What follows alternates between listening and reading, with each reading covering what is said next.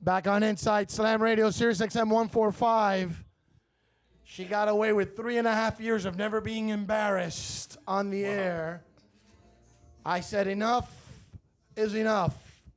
This young lady this year. The only reason you didn't get Excellence in Broadcasting Award is because of your best friend over here. A lot of long hours, coming in early, being a trooper for the station. It's hard being a senior and being in this program. By the way, you're listening to Insights on Slam Radio, Sirius XM 145. It's very difficult being a senior in this program. You get senioritis, which is a sickness that is acquired across the country for graduating high school seniors when they get close to their graduation date. And Slam is no different. It floats around, and everybody says, I'm not getting it, I'm not getting it. And then boom, one day they come in, and you have that 1,000-mile stare. And you're like, senioritis is there. But for some reason, even you, AMIARY, survived senioritis better than your buddy over here. We'll be interviewing Naria later in the program, talking about her senioritis, but really her full commitment to a program that appreciates the work that she's done and really has been a pioneer GM for us going to the next level, even though she doesn't realize it herself. But you, young lady, you don't realize yourself what you've done for this program. You were the poster child of a kid that doesn't want to talk and says, why did I take this freaking class to begin with? Accurate, yeah.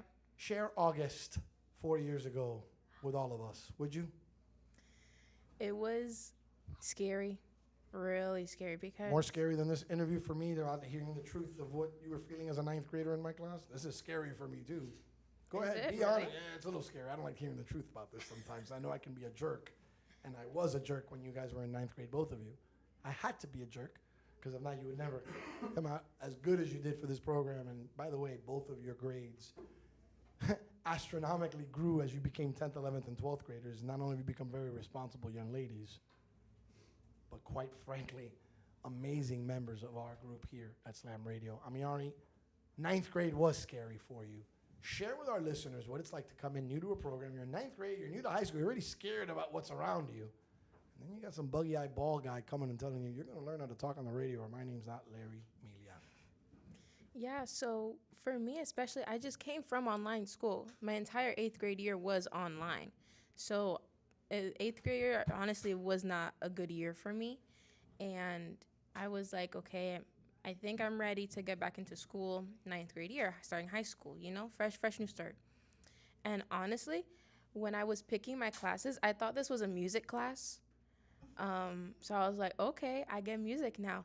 But I was wrong, of course, because I see digital audio production, and I'm like, okay, music. But then I quickly learned this is not a music class, this is a radio class, and I have to speak. So going into a class that I have to speak and coming from a place where I don't usually speak and being a very shy, timid person was really, very, very scary. So you've always been shy, because, I mean, you're still to a degree a shy young lady. Like, you're not necessarily bouncing off the wall. You're not a Camila. You're definitely not a Camila. Nope. You're very to yourself and you're very quiet, but for some reason, our younger students this year really took to you. They felt like their safe space was with you. It's almost as if they felt that you understood them fully. And it's because you did. Tell us a little bit about that experience, coming into your senior year and realizing, wow, I'm more needed around here than I ever thought. So with that, it was kind of a weird feeling taking on like a leader role with the first levels. And it was also like a full circle moment, you know, 6th period, my first level, and now I'm a senior with 6th period again. So seeing them, it was awkward at first because I'm like, I have to talk and communicate with all these 14, 15-year-olds. Like, what the heck? Why would I want to do that? But I learned that they are scared just like me. And I feel like because I'm able to talk to them on like a teenager level, that I get them a little more rather than Mr. Teacher over here. Well, sometimes it's hard to have my role. I mean, I'm not going to even lie to you.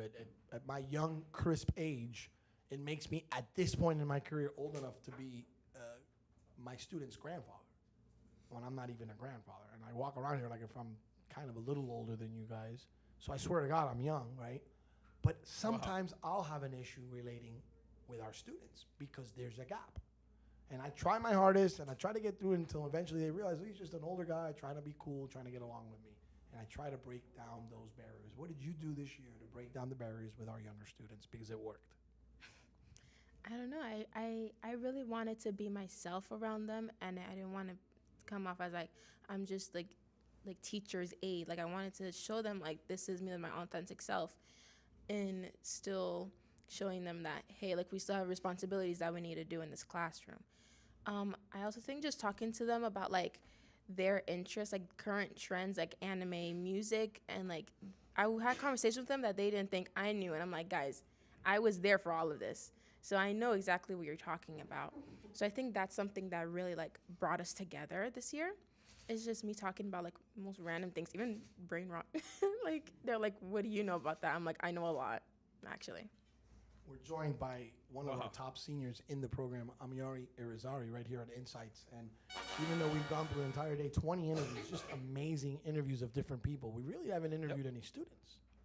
So you are one of two students that are being interviewed today, two seniors that have played a major role in this program over the last 4 years.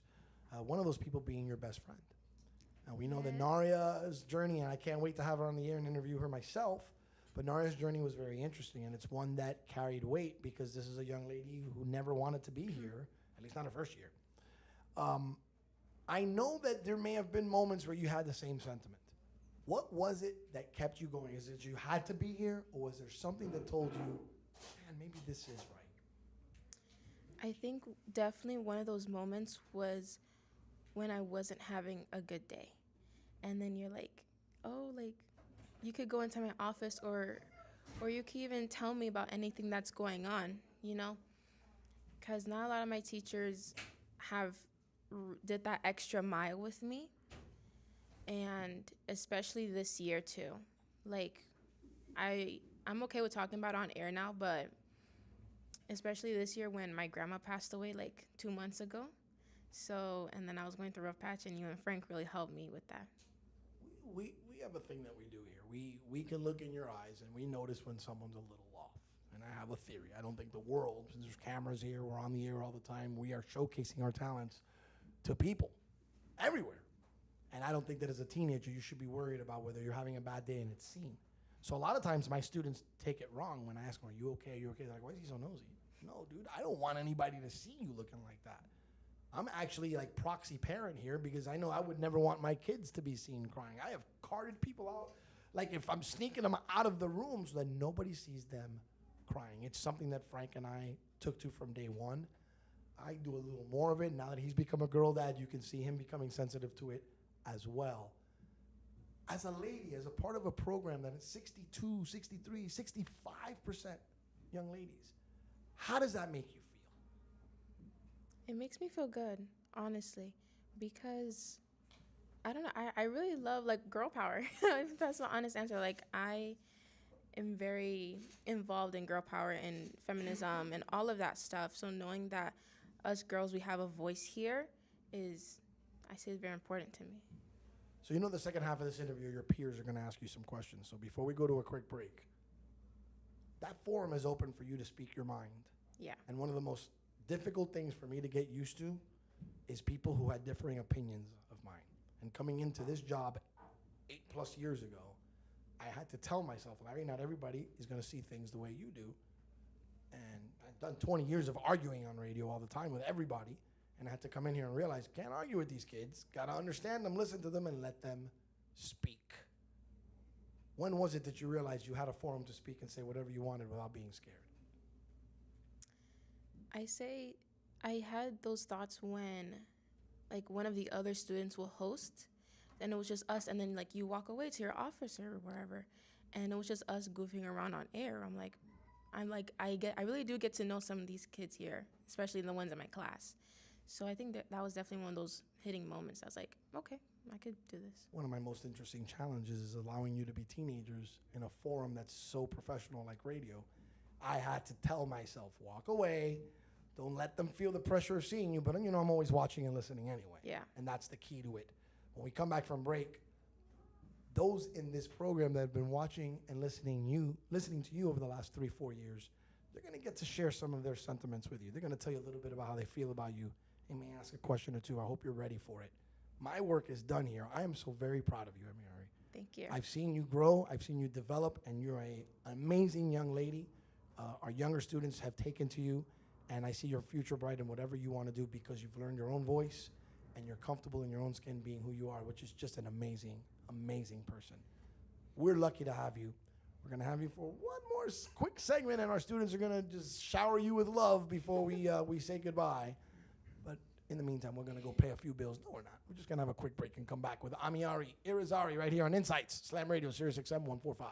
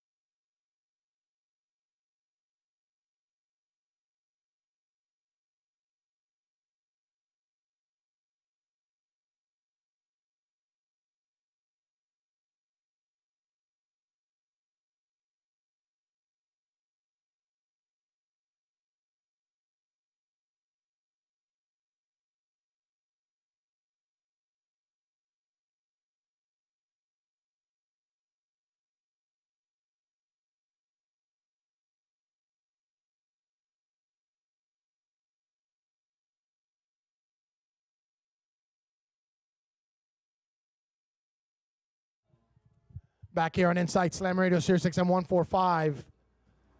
I know I've done a good job as a teacher when I can hand over the mics to my students and walk away like a proud papa and smile.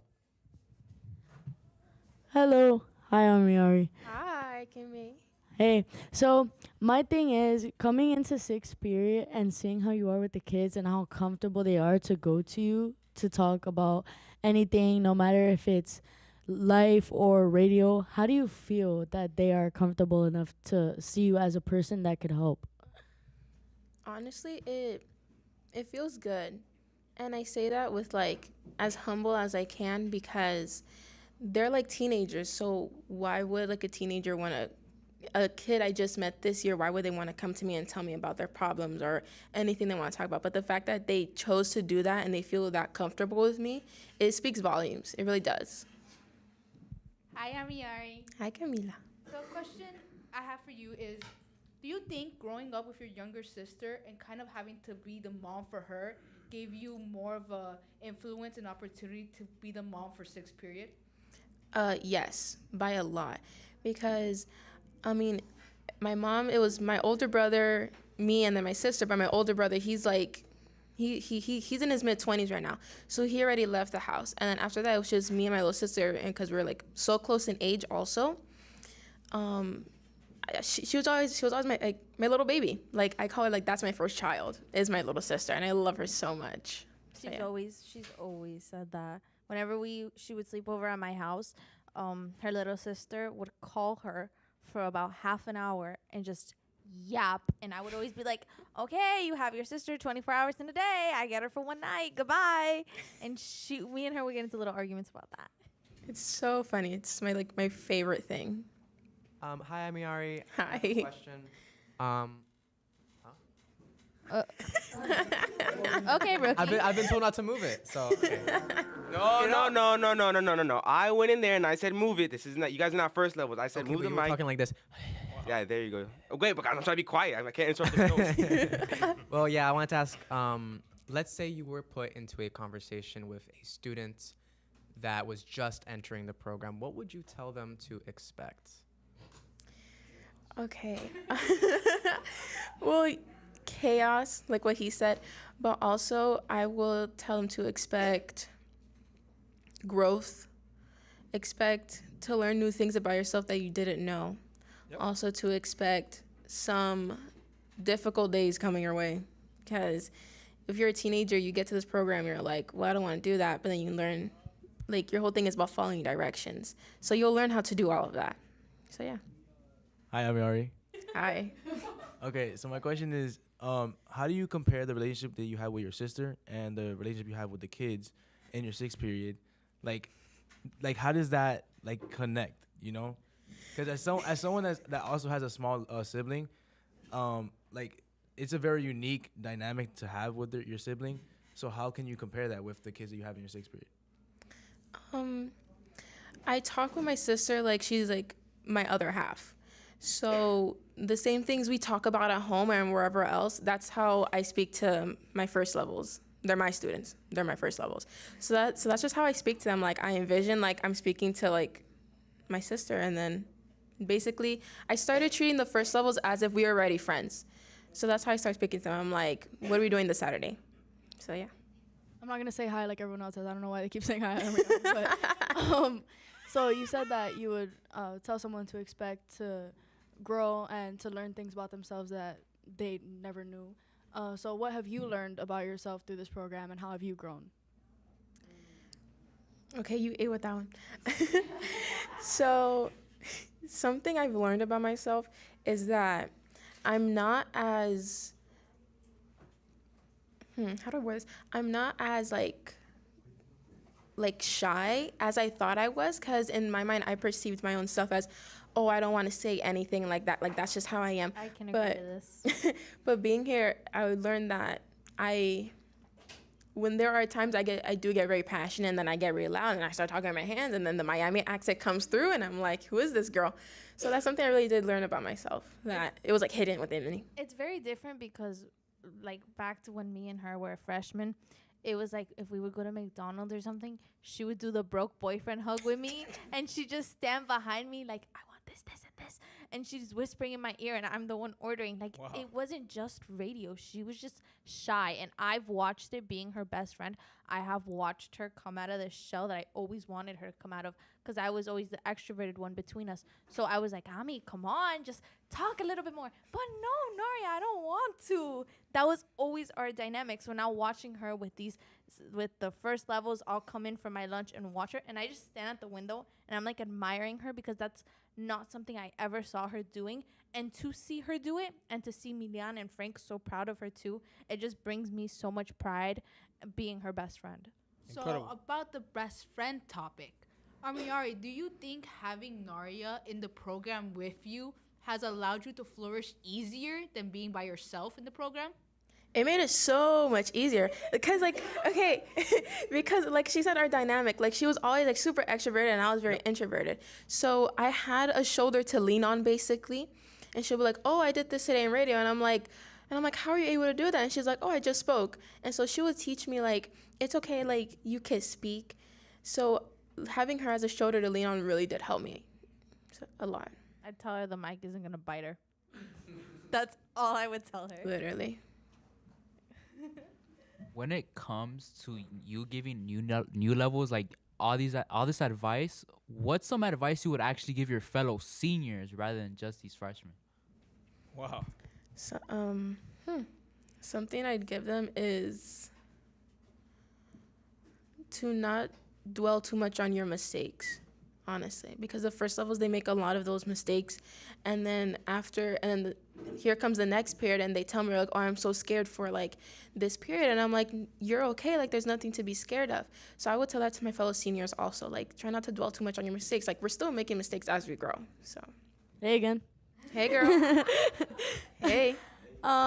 Is there any first level or any student in the program that you kind of saw yourself in, and you tried to get them out of that shell or help them realize that their voice is important? Yes, kinda. Well, my peers specifically, a lot of them are still scared, but they're all really good talkers.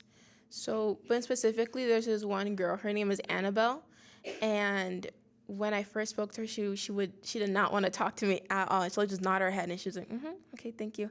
And then no, she's literally my twin. Like I called her my twin, and literally. So with her, I saw myself in her a lot, but she's been coming out of her shell much more, and she's like the main producer for our period. So I'm really proud of her. Hello. If you had to tell something to, when you're here as a first grade, what would you tell yourself? What would I tell her? Ooh, freshman AMIARY is a scary thought. I don't want to think about it, honestly. Like, I don't know her. Something I would tell her is, honestly, I would really just give her a really long hug. I know. That's like, huh? I know what I would. Yeah, I would, because I feel like actions speak louder than words. So I would really just give her a super long hug, and I'll say like, it's okay. You'll do good. So that's what I would give to her. What'd you think, AMIARY? No tears, huh? I told you it was going to be easy. Yeah. You're not done yet, though. No. Got like a minute and a half for your interview, and then an hour and a half more. So you got to get the last word from the old man. You ready? Okay, I'm Just ready. telling them, bragging about you in there. I brag about her all the time. Told you the other day that you're one of the best success stories we have in this place since it opened. The fact that you were basically nonverbal for the first year and a half in my program.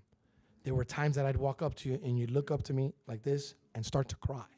Yes, that did happen, guys. Yes, it did. To get from that to watch you during sixth period, right? Sixth period, Yeah. which those are a bunch of first levels, and they can't like. I remember one day you didn't come in, and you should have seen their shoulders shrug. They're like, I'm here, guys. Remember, I'm the industry professional. I teach you. You make people feel better. I understand now why your best friend loves you as much as she does. I love you to the end of time. I told you probably 100 times from that couch. You sure you don't want to stay another year with me? But as the natural progression of life and school goes, it's almost time for you to go and hit the real world y comértelo. Vivo. And I know that you can. You're a very strong young lady. I saw your strength when you lost someone as close to you as your grandmother. Yeah. You were a gangster. You really were. It's not meant to break you down now, but it's meant to tell you that you've come a long way. The people behind me are your friends, your peers, and they love you very much, but not nearly as much as I love you. Not as much as Frank loves you. Aria, you have your moment in an hour. Settle down, Beavis. As for you, young lady, I'm not going to let her steal your moment because your moment is special. You deserve the very best. You took this program, you took for yourself what you needed from it, you learned your own voice, and today you're a woman because of it. I think there's other reasons. I'm sure there's people at home that have helped you along the way. And your own drive, not just to be a part of this program, but to be a better version of yourself every day, to win every day. That's what you've done. I just brought you to the table and said, here you go. Good luck in achieving it. And you did. 100%. On behalf of this entire program, we have a debt of gratitude to you. Not just for being a student here, but for helping all of our students be better. And I hope that as an alum, you can be a part of our newly minted Slam Radio Alumni Association that's being created. And it starts soon, coming soon to a theater near you, where we're going to be doing events, and you'll be able to help some more young students along the way.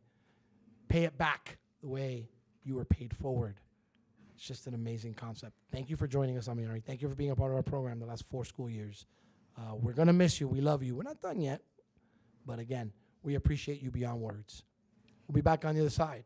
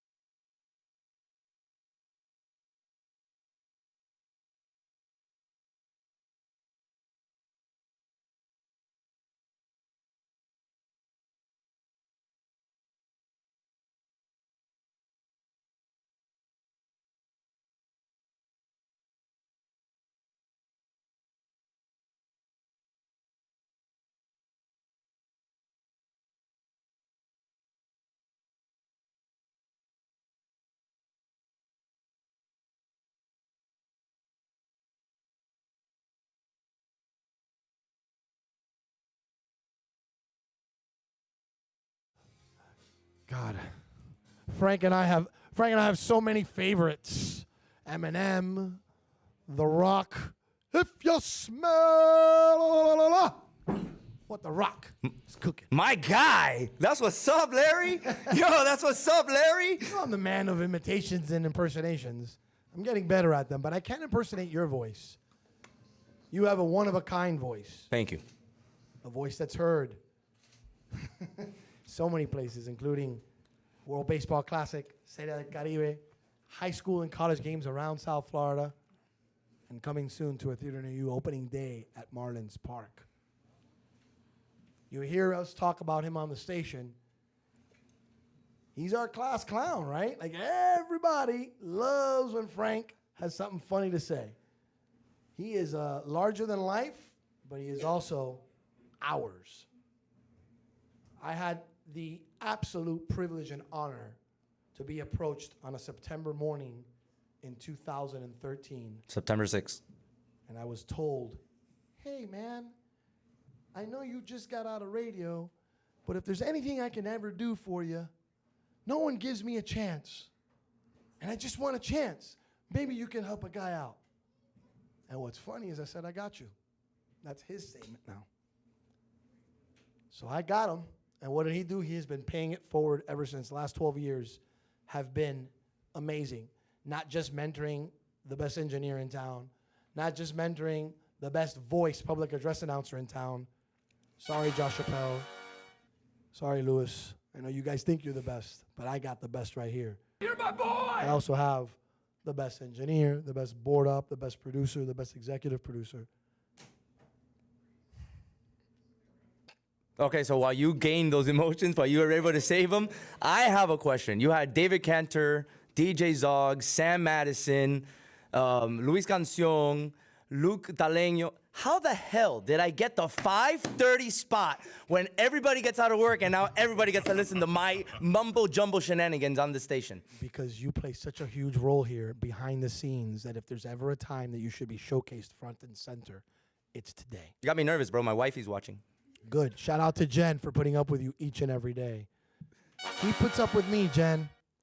That's what a brother does. That's what a best friend does. And that's what you are to me. Before I start, I remember telling you once upon a time, yo, dude, like, Pitt tells me that I'm going to run a radio station for him. So, brother, I told him that I can't do this without my guy, Frank. You're my boy! And when it happens, bro, I need you to be ready and go. What did you think when I told you that? Yeah, you were full of it. Sorry for saying it like that, but not really. I battled so much to try to get my opportunities, and like you were literally the only person that said, you know what, I'm cool. And I don't know if you remember that day, like you were like, I'm not doing radio anymore. I'm doing, what were you doing, like ADP or something you were doing? I was working at an automatic data processing, otherwise known as ADP, the payroll company, which, as a matter of fact, for 6 months, I was the best salesperson in the country. I have the trophies to prove it. I can't even make it up. So I wasn't even doing bad at that. I was making a lot more money than I ever made in radio. But you came up to me that day, and unfortunately or fortunately, you sparked the fire. Bro, the sun wasn't even up. You realize that? The sun wasn't even up. It was like 6:30 maybe in the morning, something like that. And you told me, you're like, I'm not really doing radio anymore. You know, if something comes up, then I'll shoot you a ring. The ring came like 70 hours later because I think I was driving during lunch, and I remember you called me, and I'm like, brother, I just saw you literally on Saturday. You told me you weren't into radio. So what are you doing, bro? Don't play with my feelings. You're like, no, I think there's an opportunity. We're going to try to do some.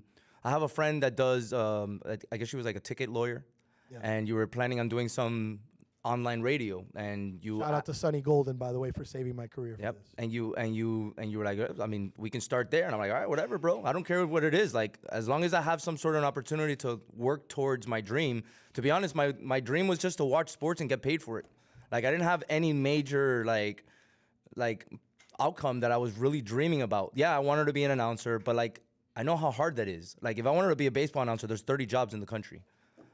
There's 4 jobs in the city if I wanted to do something professional sports-wise. So I know it was like out of reach in a way. Slim to none, and Slim left the building. Yeah, so it was just like, I just want to do something, man. And so that's when I came to you, and at first, like, I started getting into it. I wanted to host and stuff like that, and I had to produce my own show. And once I got my hands in the producing, that I was able to control the way the show was dictated, that's pretty much when I went to you, and I'm like, hey, man, I just want a shot. Like, let's do something, bro. I can come up with anything. Boy, did we take a shot, huh? Yeah, we took a shot. Again, shout out to Sunny Golden, right off of US 1 in her office. She's been practicing law, ticket clinic there for like 30 years. I said, Sunny, I do not have a radio studio. I have a cheap laptop, and we're going to try to do the best we can. You didn't even have a microphone. You So that took was a cool off story. I had to run off that day. to Best Buy or CompUSA. No, it was CompUSA. Believe it or not, it was like a Sam Ash right down the street. One of those are like Guitar Center places. Okay. Where they sold this $150 They mic. didn't. There was a Guitar Center on Kendall Drive and like 70-something Avenue. That's where I went. Like that was next to a Circuit City. Yes, sir. Right by Dayland Mall. Yeah. That's exactly where it was. Uh-huh. I walked in. I spent $150 I did not have. Mm-hmm. And I bought this microphone, and I came back 20 minutes later. I said, okay, I told you we're going to do this. We're going to do it. Mm-hmm. Wasn't the best sounding show. Well, we only had like 3 episodes or something like that. And then you're like, I got to do something more. And then we moved, I guess we like got promoted to SoFlo Radio with George Rodriguez. May George rest in power. Because George Rodriguez, the former producer for Neil Rogers and an icon in this city as a producer, opened up his own internet radio station. And I reached out to him a few weeks after we started doing what we did. And I said, listen, I'm doing this ratchet thing here. I got off of radio, and I'm starting to wonder if I should have done this or not. So I'm trying to start my own thing. What do you need from me?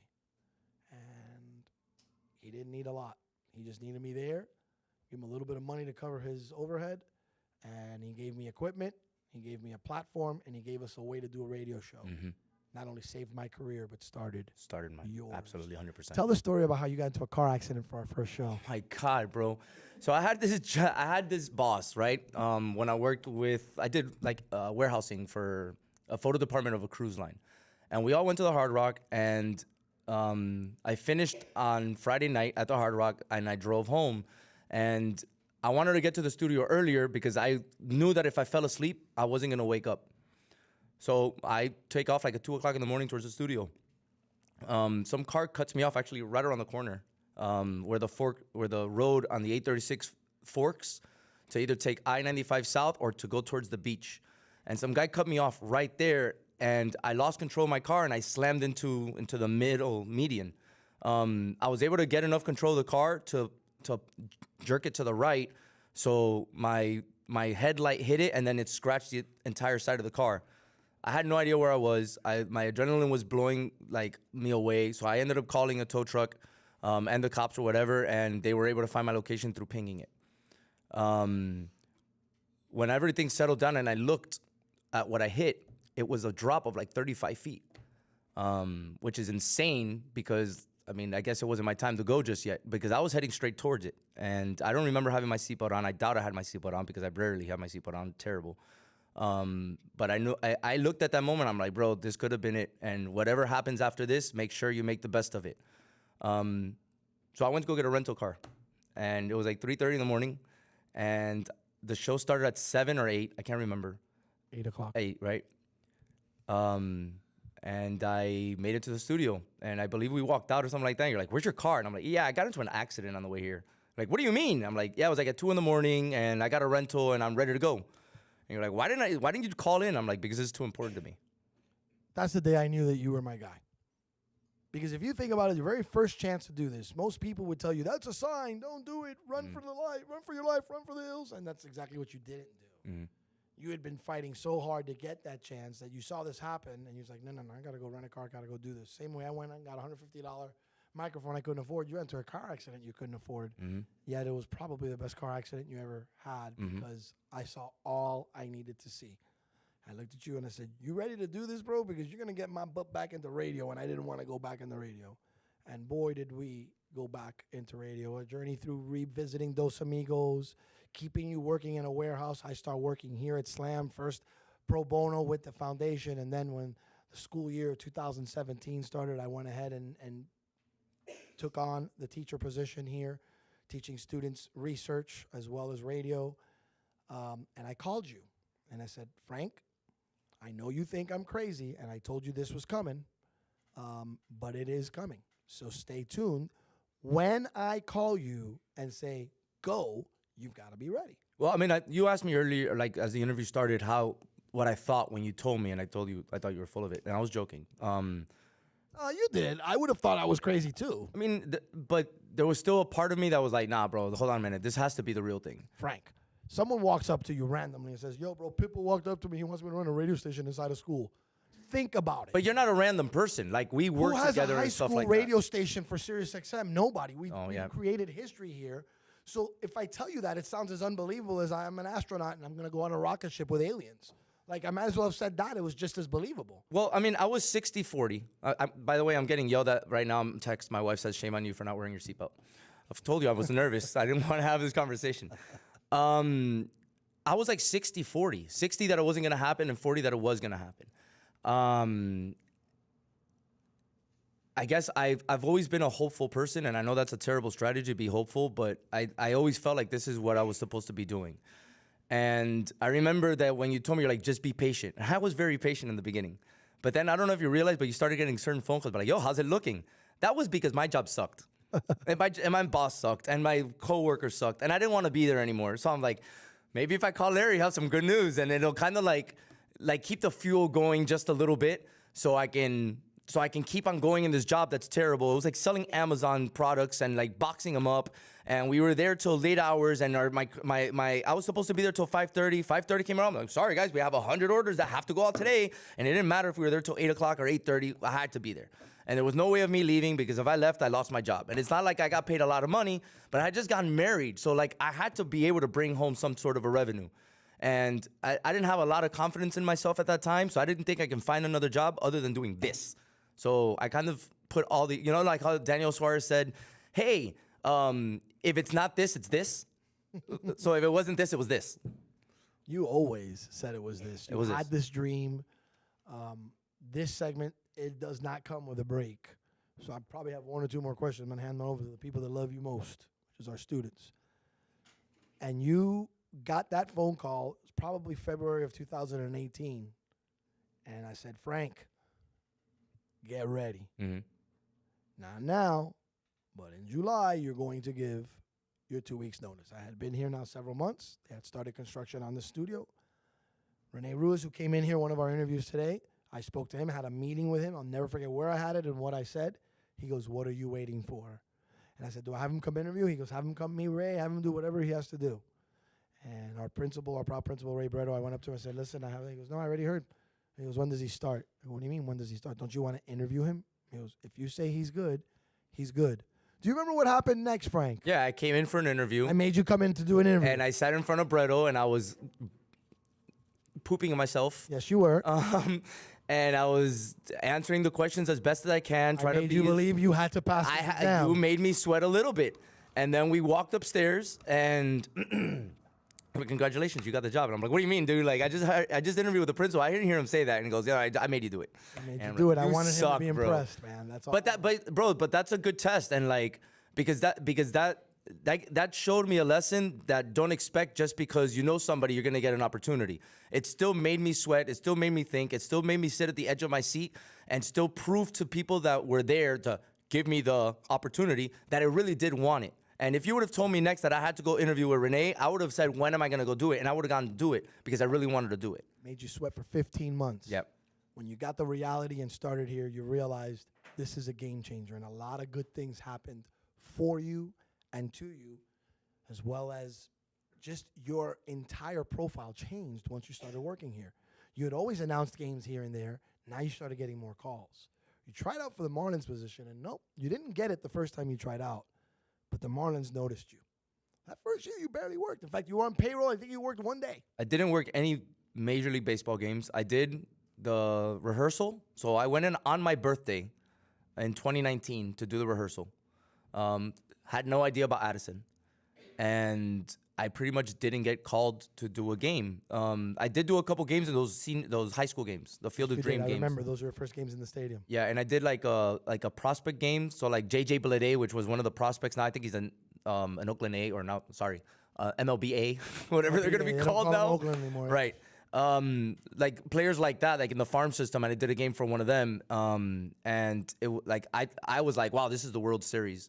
So things happen for a reason, and I don't get, I mean, obviously you get upset at what doesn't go your way, but I always believe in the higher power, and he laid the track out for us. So the reason why I wasn't able to work the 2019 season, it wasn't because the Marlins didn't give me a chance. It's because I was blessed with the gift of Addison. And all of a sudden, a month later, I found out that my wife was pregnant, and then goes the process, you know? And it's super weird to say this, and I mean, obviously nobody had, this is really crazy, but like, even COVID hit at the perfect time for us. Because I was out on the street doing games all the time. Addison was born in December, COVID hit in March. So that's the time that like people take paternal and maternal time leave from work.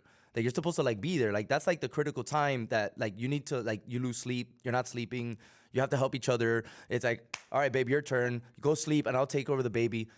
So I was doing so many games that I wasn't gonna be home.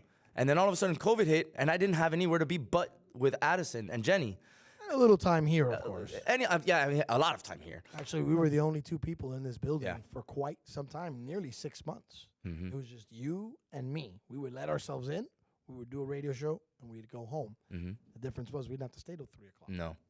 So we did a lot of that stuff here. The classes, I would move from here when I was off the air, go home and finish doing classes, because everybody was home doing it. But we would come in once a day. We made sure that we saw each other. We made sure we felt like we were running a radio station still.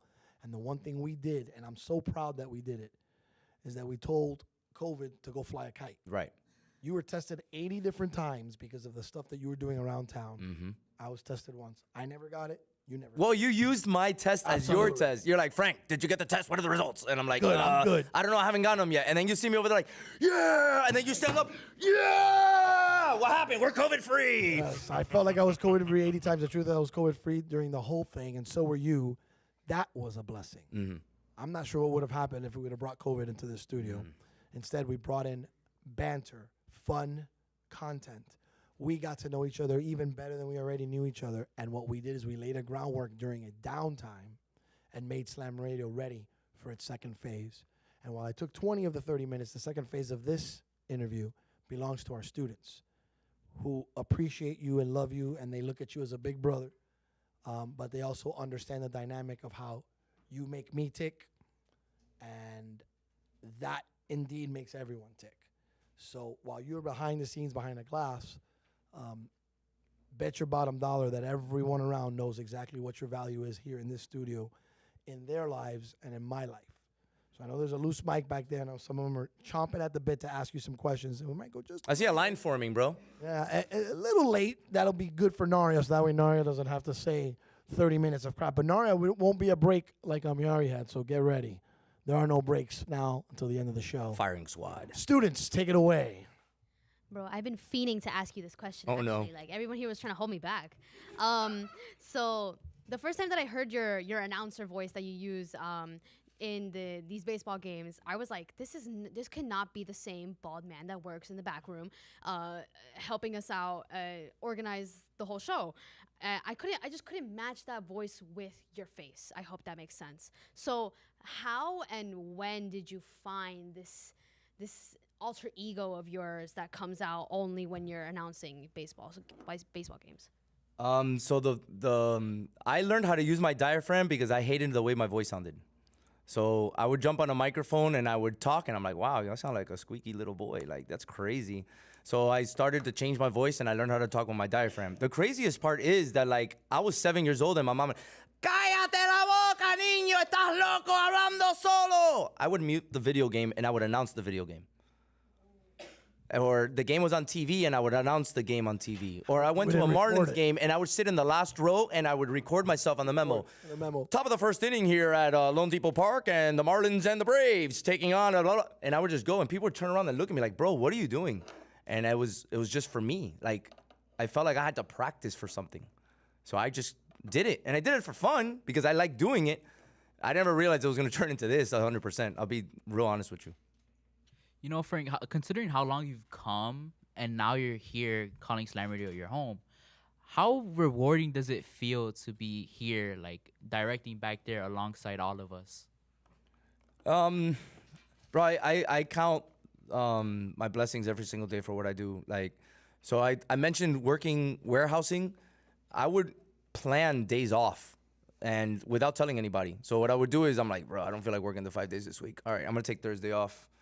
But if I'm gonna take Thursday off, I gotta make sure all this is done by Wednesday to be able to take Thursday off. But I'm gonna call in sick, and then I'll be back Friday, or maybe I won't be back Friday and I'll still be sick and I'll take care of it. But since my responsibilities have always been a big deal because I was heavily influenced and taught work ethic. Like, that's the most important thing that anybody can have, but other than loyalty. So like I always made sure that I got my job done first. Here, I've taken days off now because I go do ball games and I do gigs because the blessings that my brother Larry gives me and the motivation and the backing that he gives me because he got my back with it. But I've never ever planned a day off here. Like, I've never said, I've been working here almost 8 years. I've never planned a day off. I've never told Larry, yeah, I'll see you tomorrow. And I call in sick. I come in sick. You want to know why, bro? Because I don't feel like I'm working. And that's crazy. Because when I worked at the warehouse every single day, oh my God, bro, I got to go do this. Yeah, I wake up at 4 o'clock in the morning, but I have no complaints driving to work. I have no complaints being here at work. I got no complaints if something happens. It's what I want to do. It's not a job. You got yourself a good boss, but your coworkers, much different. My coworkers are a handful, bro. But I'd rather have this handful than the handful that I had at the warehouse. It just comes different. You guys are hungry. You guys are eager. Some of you are hard-headed, but there's a soft spot within that hard-head, and we get through all of you eventually. Next question. Frank, sorry. I know Josh was about to speak. Sorry. I know. sorry. What happened? Sorry. Okay, can you hear me? No, I can't. So you have to turn all those channels on. Go ahead. No, you're not asking me a question. Everyone here's allowed to ask a question other than Alan. Josh, go ahead. You have one-on-one time all the time with him. All right, what I was gonna say was, look, Joshua goes first. Go. all right, Frank. So like to me, seeing what you do means a lot to me because I see what you do and it inspires me to do something in the future. Same thing that you do. Like all the gigs you do. You know, you gave me a very large opportunity not too long ago. You know, to do announcing myself, and that meant a lot to me. And I mean, my question is, how you work with a lot of students, but you also make sure that the station runs beautifully. So how do you balance making sure that the radio sounds perfect and balancing teaching all your students? The first thing I say back there is it gets loud here, and there might be an opportunity, there might be a chance that you get yelled at, but the yelling that you do is because it's a live production. That's what happens with live production. It turns into chaos. Like, we walked in and we were like, is anything gonna go right? And it's just because it's a live production. My mom is calling me and the Darth Vader theme goes off. Check it out. How strange. How strange. Perfect timing, bro, right? So like, I've always instilled it. So like, there's things that something might hiccup or somebody doesn't put a channel up and I'm like, turn it up, and I'll yell at you. But it's not because I'm yelling at you. It's because I'm yelling for the show to go on. As soon as you're able to understand that working back there, we're gonna be a match made in heaven. If you're one of these people that are like have soft skin and can't have somebody raising their voice at you, don't work back there. It's the reason why it's magic back there whenever you go. The people that are behind that table, the way we talk to each other, even today, the way we've bantered with each other, poking fun and keeping it professional at the same time is what makes this station go. Well, you know what they say, stutters and jitters go a long way back there. Hi, Frankie. Hi, Camila. So you've always said we have long talks.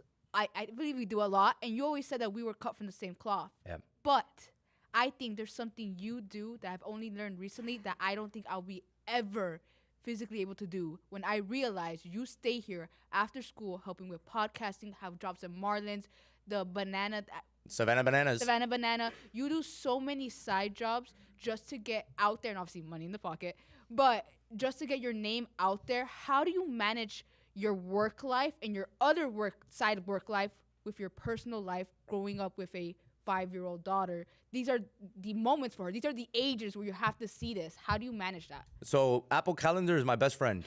And I have it linked with my wife, so whenever I have a game, like it used to be like, hey, do you mind if I get this game done? And it stopped, and I'll just put it on the calendar. So I have some sort of awareness when I book jobs, because if all of a sudden I have a job every single week, every single day of the week, I'm not gonna do it every single day of the week. Like I'll be choosy on the jobs that I do, depending on X, Y, and Z. But I always have to make sure that I'm at home a couple days with my daughter, especially on the off season. Now the Marlins, I can't control that. So the Marlins, it's like living with in a divorced household. Like I'm a product of that. 1 week being with mom, 1 week being with dad, every other week being with dad type. That's how I feel like when with the Marlins. So whenever I work with the Marlins, I'm like, I'm with mom this week. And then all of a sudden, I'm with Jenny the rest of the week. But those times that I'm off of the Marlins on my off week, I make sure it's dedicated 100% to Addison and Jenny. Because I know that's the only time I get to see them. The good thing is that I have a super supporting wife. And she's always giving me the motivation to go. And Addison is just too funny. So when Addison goes, Daddy, I don't want you to go to work. You know, like, you want to go see Mickey? She goes, yeah. I'm like, then I'm going to work. Who's next? We have a few more before we've got to go. Okay. Hi, Frank. Your work ethic is incredibly inspiring. I think we all kind of notice it for sure and like take it for ourselves and like realize how much work you put into everything and, you know, apply it to our own lives. But so who taught you that, and what other important parts of you and your mindset did this person or your family in general teach you? I think the way I was raised, very toxic like, by the way. But I think the way I was raised kind of put a lot of that into me. I think I have a better work ethic than my brother because I'm the oldest child. Because since I was 7 and we'd go to Publix, my mom's like, where's your brother? I'm like, I don't know. He's your responsibility. So like I was always have to hover behind my brother, and that taught me work ethic. That taught me responsibility. Being in a divorced family, my mom at 16 was like, you got to go find a job. All right, I guess I'm going to go sweep the movie theater. So I started working in the movie theater. And then it was just job after job after job after that. I saw people come and go from jobs. I saw people take their jobs serious. I saw the way people talked about the people that slacked at jobs, and I don't like to be talked about, so I never want to be that person to be talked about. And eventually, it just became me. Hi, Frank. What's up, Gabe? So, you know, I would definitely call myself a hard-headed student, you know. No. Oh, There's really? no way Really, you sir? should be calling yourself that. You know, so, you know, we have our moments when we have, like, arguments, you know, in discussion. How do you deal with that? Like, I feel like if I were you, I would low-key get a bit annoyed. Like, how are you able to just push through and just be like, okay, you know, man, you know, he's just a teenager, you know? You got to let him be. That's the way it is. You're kids. It's tough. You guys are kids. And I know that we gave our spat, and you might hate it at the moment, and you might roll your eyes, and you might stump out of here. But at the end of the day, you are a kid. And in the back of your mind, you're like, bro, this adult is telling me something because he wants the best of me. So as hardcore of arguments that you and I have had, or Nari and I have had, because we've had some classic battles, you guys leave here mad. But all of a sudden, you guys come the next day like if nothing happened. And when you guys come back the next day like if nothing happened, it tells me that I got through to you. So I don't give up on you. I keep going with you. Thank you. Yo, man, you know your problem, bro. So you know what they say, you know, best for last, you know. Oh, you're last? Yes. So that He's means definitely Alan has last, no yes. questions. Perfect. Of course. Save the rook for last. Stop. Like you're Talk to me, Rook. Talk to me, Rook.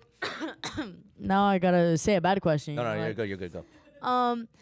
Knowing that Milian was the person that kind of gave you that push and believed in you, how do you feel that opportunity changed throughout like the years? How do you see that, wow, I really did this and somebody believed in me? I don't think Milian was the one that gave me the push. Milian was the one that accepted me. Milian was the pillow. I was able to put my head on Milian's pillow and all my dreams came true. It's funny. He didn't push me at all. He's tough love. He gives me tough love as a brother, but he never pushed me. I pushed myself. Heck, you pushed me. I was out of the game. You brought me back in. Many people don't know that I credit you for bringing this opportunity to me because God and the world speaks out to you, and there's no such thing as a coincidence. Mm-hmm. We've heard many people say today being interviewed. There's no coincidence that you walked up to me that September morning in 2013 before a Hurricane game when we beat up the Gator. Yes, sir. And you said, give me a chance. And I didn't think I had the power to give you a chance anymore, but look what happened. DJ Laz, one time I was listening to him talk when he came over to our school, and he's like, there's no opportunity that's useless. Take every opportunity for what it is. So whenever I did like high school game or anything like that, like I took it like if it was the World Series. I made sure it was the best. And part of it is like I'm announcing for kids. Kids that might be their World Series. That might be their moment that they have that spotlight. The same way that Kobe never took a day off because he didn't know what kid saved his money to go watch him play. I give passion every time I announce for a kid because I never know if that's going to be their kid's last chance. I never got my name announced like that. Like I played baseball, but I never got the announcing thing during high school baseball games didn't exist in 2001 when I was there. That's a new thing. So I've never walked into a stadium, into an at-bat, like, Frank Fernandez. It's never happened to me. So since I never had that opportunity, I wanted to make sure others had that opportunity. Okay. Now coming to the plate, number 25, first baseman Frank the Tank Fernandez. Wait. Frank, thank you very much. There ain't no wait. There ain't no wait. Time is up. We got 2 more to do. Frank, great job. I love you, my brother. Not as much as I love you, man. And I appreciate everything you've given to this program. You make me shine every day, bro. I shine because of you. You are not just my good luck charm. You're not just my best friend, but you're my brother. And this is something that I come to work, and I don't feel like it's work either because I get to come hang out with my brother and get her done. That's what we do. Frank the Tank Fernandez. Go to opening day. Catch a Marlins game. You'll hear him nice and loud and clear. Loud and clear we will hear our student general manager, Naria Febles, as she takes the hot seat. 1 more hour in this baby. A little less, actually, because it went long. Insights. Slam Radio, Sirius XM 145.